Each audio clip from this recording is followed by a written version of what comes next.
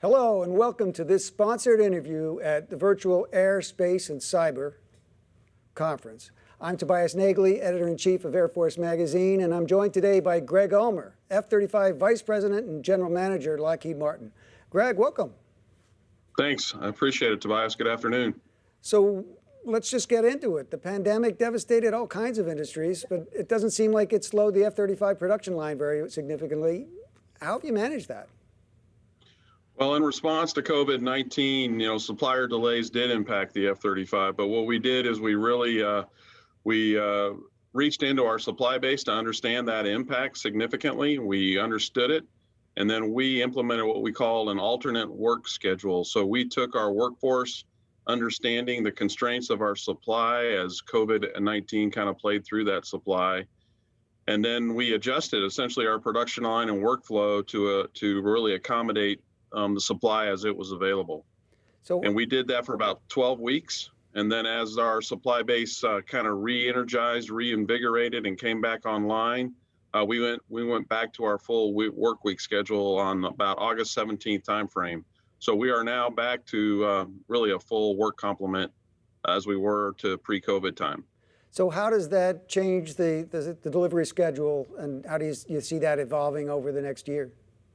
Yeah, so from a pre-COVID perspective, we were on track to deliver 141 aircraft this year, kind of stepping up from where we were last year at 134, and we've had to dial that back. So right now we're forecasting about an 18 to 24 aircraft reduction against that 141. So we're settled in right now, targeting 121. And then as we implement our workforce back in place, we get our suppliers turned back on, it'll take us a bit of time to earn back those lost deliveries, so to speak, from a schedule position. But in the next 2 years, you'll see us recover that nicely. So where are we in terms of getting to full rate production with the F-35? I think we heard from Ms. Lord, Secretary Lord, just a few weeks ago. They're shooting for, I want to say, the March 2021 timeframe for a full rate production decision. There's still some work to be accomplished in what's called a joint simulation environment laboratory. So if you think about testing the F-35 in the high-end fight, it's very hard to replicate the ability to run the airplanes through its paces in a high-end threat environment. And the government will do that in a lab environment called the joint simulation environment. And that's really the last step required, I think, to get to that full rate production decision in the spring of 21 timeframe. And at that point, what kind of numbers are we talking about? In terms of production? Yeah. Yeah, if we look forward through Lot 15, it'll increase to around 165 aircraft. There'll be a slight decrement in quantity, think down to around 130 or so in Lot 15, and then you'll see it ramp back up slowly but surely to a higher quantity again, think 150, 155 through Lot 16 and 17 timeframe. And so cost performance has been a significant issue. Where are we in terms of cost performance with F-35? And do you still expect to maintain the declining cost slope that we've seen over the last few years? Well, if you look at it from a production perspective, which I assume the question is, we were able to get to what we call an $80 million airplane or fourth gen equivalent a lot earlier than planned. So Lot 13, not this year's deliveries, but the next year's deliveries. And then Lot 14, a little even further down from that. And then going forward, it's really we got a trade that there's a trade going on relative to quantity. So I mentioned Lot 15 would come down in quantity, so there'll be some pressure on cost. We're also putting new technology into the airplane as we go forward, so there'll be some pressure relative to new technology insertion. Our intent really is a cost neutral or sustain that $80 million type cost around technology insertion as the airplane matures and gets more capabilities going forward. So as production has increased, you've made some progress in terms of cost per flying hour. Where are we now, and where do you see that going? Yeah, if we talk about from a cost per flying hour, a target of $25,000 per flying hour by 2025. And today we're on a trajectory in really collaboration with our customer to focus on getting that cost out. If you look at, if you take that cost per flying hour and you kind of break it up into the components of who's responsible for the different elements of that cost, Lockheed Martin is responsible for about 39% of every dollar from a O&S perspective. About 13 cents has to do with the propulsion system, and the remaining is O&S costs, fuel, flight ops, mill work, and so forth. So we have been very focused on reducing the Lockheed Martin part of that in terms of cost per flying hour. So if you look at FY15 to about today, FY19, FY20, we've been able to reduce the Lockheed Martin content by about 40% across those 5 years. We still have more content to do. So Lockheed thinks another 50% reduction potential to get the Lockheed Martin cost out. But we're also very focused as an enterprise, F-35 enterprise, on the propulsion system, as well as the fleet or the government-owned O&S cost perspective. And the way we're really focused on that is improved diagnostics on the airplane. You know, the way the airplane communicates it has issues or predicts that it will have issues, that we do repair capacity improvement. So the supply that we have in repair, that we get that repair turned quickly, that we reduce demand relative to the parts on the aircraft. So think those reliability improvements, quality improvements to the material on the airplane. As we get those out, then the mechanics are not pulling parts off the airplane. And then really focused on also reducing the footprint in terms of the support around the airplane. So it might be contractor support, it might be government blue suiter support, but we want to reduce the number of folks that operate around the airplane. And we see that the airplane, based on its performance today, has that potential and ability to take that cost out going forward. So here you are, you're talking about the maintenance and logistics. The Autonomic Logistics Information System, ALICE, was supposed to be a boon for F-35 logistics, but ran into some challenges. So now you're replacing it with something new, the Operational Data Integrated Network, or ODIN. So how are we making out on that? And do we have a story to tell yet, or is it still something to be understood? No, we have a bit of story to tell. We have some progress made. You know, the government decided late last year, 2019 timeframe, to transition to an ALICE system, which think about is a integrated technology system really that was defined before the iPhone even existed. So from a hardware software point of view, we have not tech refreshed the ALICE system.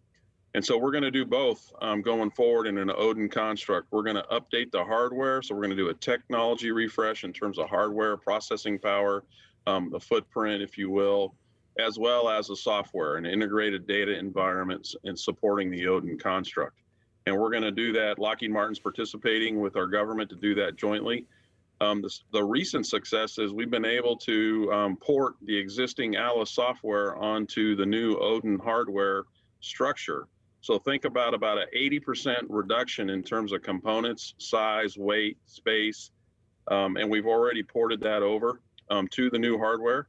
We've gone through initial flight test at Patuxent River, and now we are headed to an operational assessment out of Yuma here in the coming months. So we're making a bit of progress. If you look a little longer than that, we're seeking what we call initial operational capability in the fall of next year, and then full operational capability about a year beyond that. So some progress has already been made, and we have more to do relative to transition to ODIN.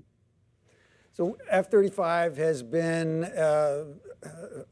really probably one of the first demonstrated uses of Agile software development in a major weapons platform. You just described one aspect of that, but you're also rolling out updates roughly every 6 months for the aircraft itself. So how does that kind of rapid development work in a military construct? Sort of, how does it work, and how are you moving at more quickly?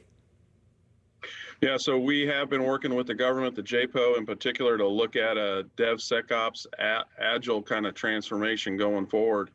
And we have been able to do that, where we are focused on 6 month, we call them 6 month centers, working to look at what kind of capability can we release on a 6 month center. So we look at from a hardware perspective, what's in front of us. From a software or capability perspective, it might be EW, it might be weapons integration, it might be other elements. Auto GCAS is another example. And we look at those capabilities, and then we look at the ability based on the maturity of those systems within the 6 month cycle to bring those forward and implement into the system going forward.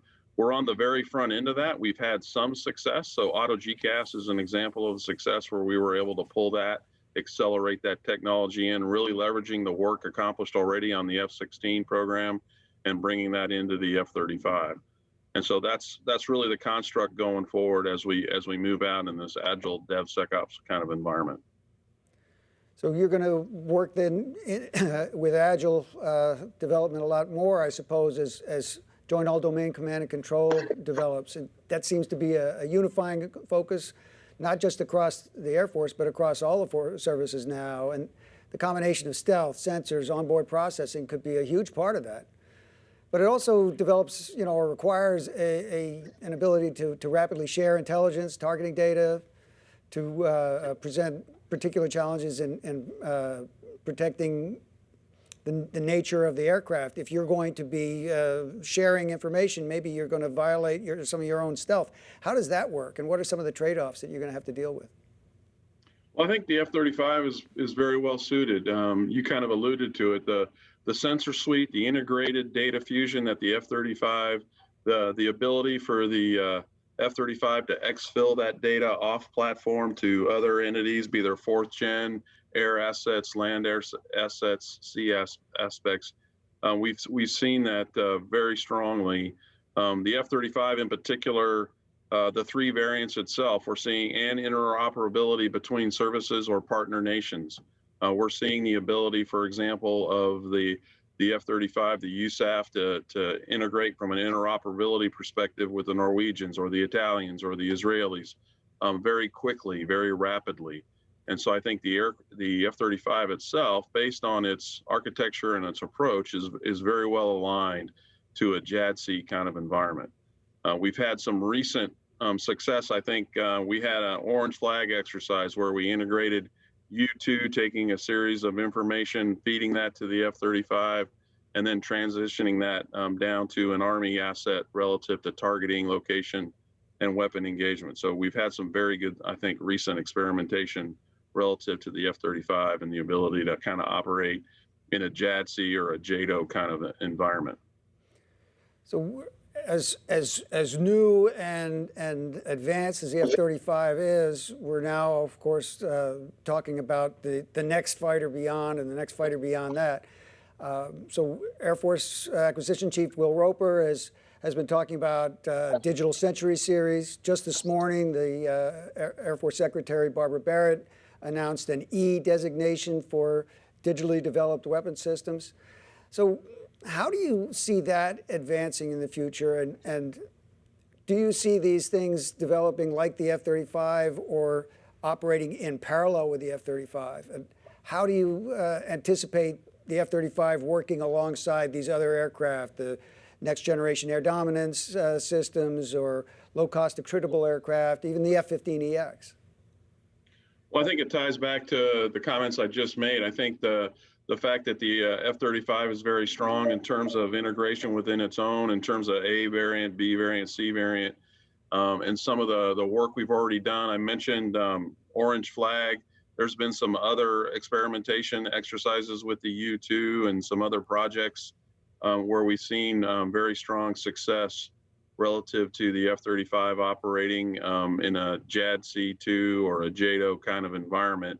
And that'll continue. If I look west toward my brethren out at the Skunk Works and the work that they're doing and the integration that they do, the integration between vehicles or family of systems, F-35 is a big part of that thinking and that architecture and that thought. And so I think there is just a lot more to come from an F-35 participation in that kind of environment. Well, Greg, thank you so much for taking the time to share some of these points with us. Great to speak with you and great to learn a little bit more about the F-35. Thanks very much. Thank you. I very much appreciate the opportunity. Have a good day. You too. Let's do it again sometime. Yep. Take care.